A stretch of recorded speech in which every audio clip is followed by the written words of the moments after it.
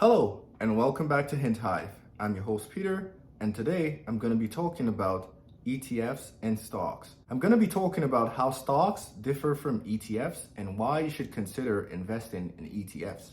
And as usual, before we get to it, if you're new to this channel talks about financial literacy, personal finance tips to help you on your way to financial independence.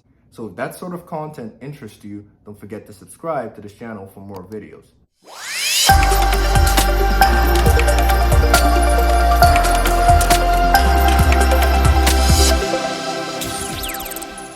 So, stocks and ETFs. Before we start to compare both, why don't we look at the basics of what they are? A stock is a security that represents the ownership of a company. This translates to the fact that the owner of the stock is entitled to the profits of the company. This stock can be sold at any time, and the price reflects the current value of the company. An ETF, on the other hand, is an exchange-traded fund. It is an investment fund that trades like a common stock on an exchange. ETFs track an index or other benchmarks such as stocks, bonds, commodities, or currencies. They're bought and sold like other common stocks during trading hours on an exchange. They're also able to track different stocks within an industry or across various sectors.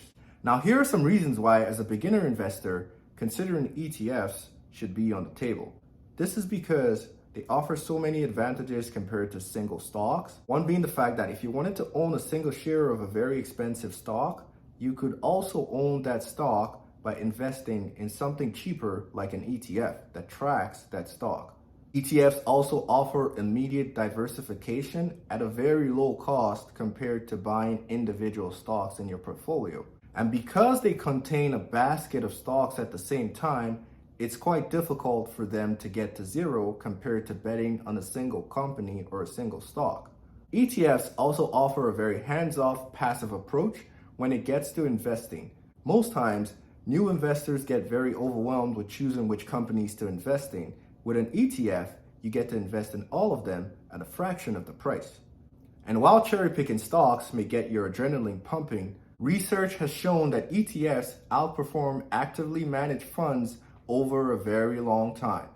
Next, let's look at how ETFs keep it simple on the path to financial independence. Investing in an ETF that tracks the market ensures that you follow the trend of the market and you're not in constant fear of missing out. This reduces the constant work involved in having to monitor each stock in your portfolio, because with an ETF, if a stock is doing bad that is in your ETF, when the reallocation happens, that stock gets kicked out and replaced with a better performing stock. Investing in an ETF helps you focus on what you know how to do best as well, which is your regular job. While those who their regular jobs are to watch and monitor the markets as well as reallocate the stocks in your ETF, get to focus on theirs.